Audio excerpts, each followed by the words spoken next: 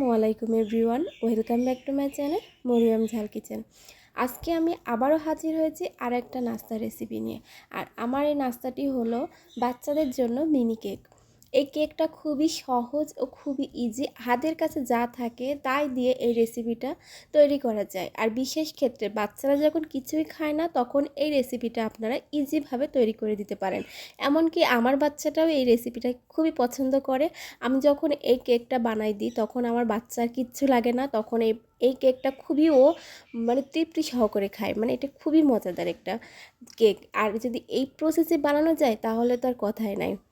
তো চলুন মূল উপকরণে যাওয়া যাক। আমি এই কেকটা বানানোর জন্য প্রথমে আমি একটা বোল নিচ্ছি। বোলের ভিতর দিচ্ছি আমি একটা ডিম ফেটে। আর এই ডিমটা হতে হবে খুব নর্মাল টেম্পারেচার।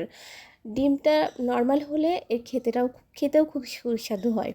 এরপর আমি চিনি নিচ্ছি। চিনিটা আমি গুঁড়া করে নিচ্ছি। অবশ্যই চিনিটা গুঁড়া করে নেবেন। আর চিনিটা যদি গুঁড়া করে নেন, চিনিটা অনেক সুন্দর একটা মিহি হবে। তো এরপর আমি দিচ্ছি সামান্য পরিমাণ লবণ এবং হাফ কাপ মতো সয়াবিন তেল। এগুলো দিয়ে আমি খুব সুন্দর করে মাখিয়ে নিচ্ছি। এইটা যত সুন্দর ফেটিয়ে নিব ততটা কিন্তু আমার ডোটা ভালো হবে। তো এই জন্য আমি এটা ধৈর্য সহকারে 10 থেকে 15 মিনিট এটাকে আমি ফেটিয়ে নেব। এটা এইভাবে নাড়তে নাড়তে এর কালারটা চেঞ্জ হয়ে আসবে। চেঞ্জ হয়ে আসলে আমি এখানে 1 কাপ ময়দা দিব। আর ময়দাটা আমি চেলে নিব। অবশ্যই আপনারাও ময়দাটা চেলে নেবেন।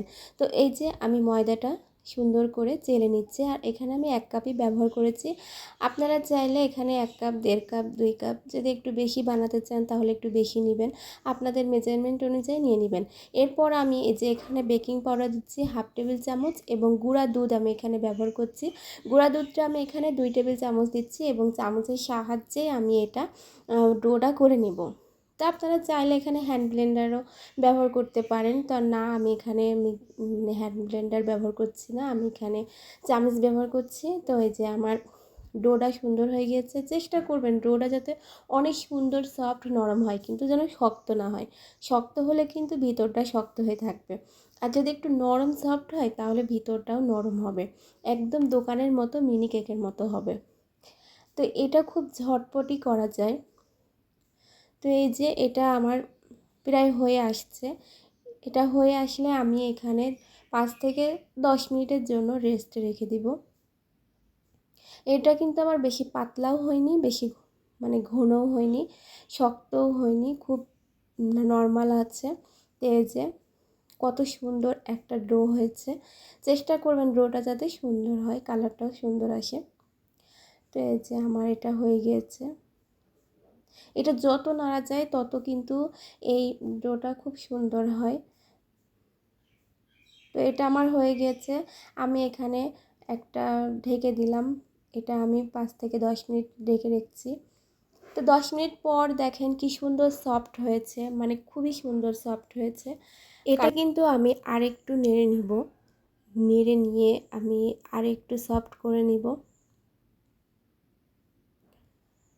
তো এই যে আমার এটা সফট হয়ে এসেছে, লাগা লাগা হয়ে গিয়েছে। চেষ্টা করবেন যাতে খুব সুন্দর একটা সফট হয়। যত সফট হবে কেকটাও তত সুন্দর হবে এবং ফুলে ফুলে উঠবে। তো আমি এখানে একটা চামচ নিচ্ছি, এটা হলো মেজারমেন্ট চামচ।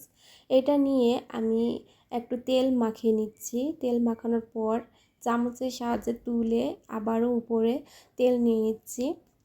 এভাবে করে আমি ভেজে নিব। তো এক কড়াই নিচ্ছি, কড়াইতে আমি তেল দিয়ে দিচ্ছি। তেলটা কিন্তু হালকা গরম আছে আর খুব লো হিটে এটা রান্না করা লাগবে। বেশি হাই হিটও দেওয়া যাবে না, মিডিয়াম হিটও দেওয়া যাবে না। যদি হাই হিট দেওয়া যায় তাহলে এটা কিন্তু আগেই ব্রাউন কালার চলে আসবে, ভিতরে কিন্তু হবে না। তো সেই জন্য খুব লো আছে আমি এটা ভেজে নিব। তেলটাও কিন্তু খুব গরম তা না, তেলটাও আমি খুব হালকা গরম করে নিয়ে এটা ভেজে নিচ্ছি। এই যে আমার দেয়া হয়ে গেছে, এইভাবে ছোট ছোট করে দিচ্ছি। দিয়ে এরপর এটা আস্তে আস্তে ফুলে উঠবে।